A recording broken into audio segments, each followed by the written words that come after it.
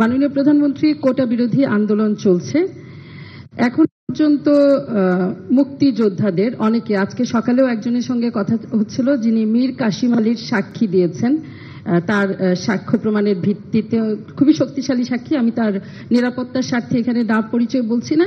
তার স্ত্রী ক্যান্সার আক্রান্ত, তার নিজের শরীরের অবস্থা খুব খারাপ, কিন্তু চিকিৎসার টাকা নেই। এই আমাদের মুক্তিযোদ্ধাদের অবস্থা এখন পর্যন্ত। এবং তাদেরকে উদ্দেশ্য করে প্রতিনিয়ত অবমাননাকর বক্তব্য রাখা হচ্ছে। ঠুসঠাস কোটা থেকে শুরু করে নিশ্চয়ই আপনার নজরে এসেছে। তিনি তার ব্যক্তিগত অসুবিধার কথা বলার সাথে সাথে গণমাধ্যমে দেখেছেন যে আজকে আপনার সংবাদ সম্মেলন, এ বিষয়ে আপনার দৃষ্টি আকর্ষণ করার জন্য অনুরোধ জানিয়েছেন। এই অবমাননা তারা সহ্য করতে পারছেন না। কিছু করণীয় এই রাষ্ট্রের আছে কিনা।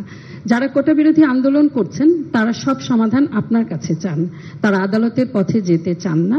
এবং সমাধান নির্বাহী বিভাগের প্রধান হিসেবে প্রধানমন্ত্রী শেখ হাসিনা কোটা রাখবেন না কোটা রাখবেন না।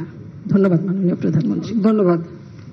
দেখুন, একবার তারা এই ধরনের আন্দোলন, শুধু আন্দোলন না, তখন যে সমস্ত ঘটনা তারা ঘটাচ্ছিল, মানে আমেরিকা আক্রমণ।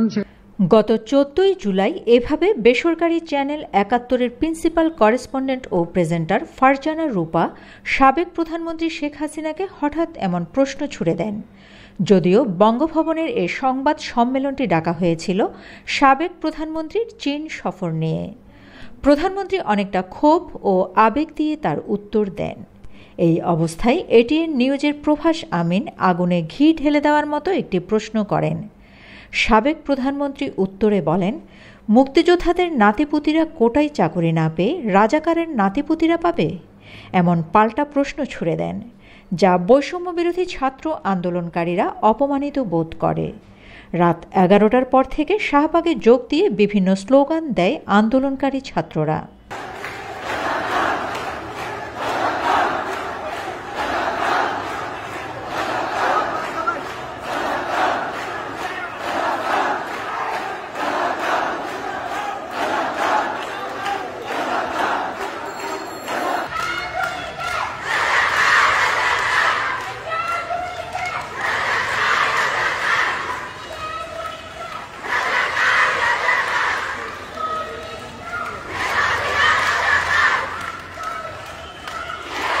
তারই ধারাবাহিকতায় 5ই আগস্ট সাবেক প্রধানমন্ত্রী শেখ হাসিনা পালিয়ে যায় ভারতে। ছাত্র জনতা গণভবন দখল করে ভাঙচুর ও লুটপাট চালায়। ভাঙচুর ও অগ্নিসংযোগ করা হয় ৭১ টেলিভিশন সহ আওয়ামী লীগ নেতাকর্মীদের বাড়িতে। সম্প্রচার বন্ধ হয়ে যায় ৭১ টেলিভিশনের। পালিয়ে যায় ৭১-এর সংবাদকর্মীরা। পরবর্তীতে বেসরকারি চ্যানেল ৭১ টেলিভিশন থেকে বেশ কয়েকজনকে চাকরিচ্যুত করার শর্তে ৭১ টেলিভিশনকে সম্প্রচারের অনুমতি দেওয়া হয়।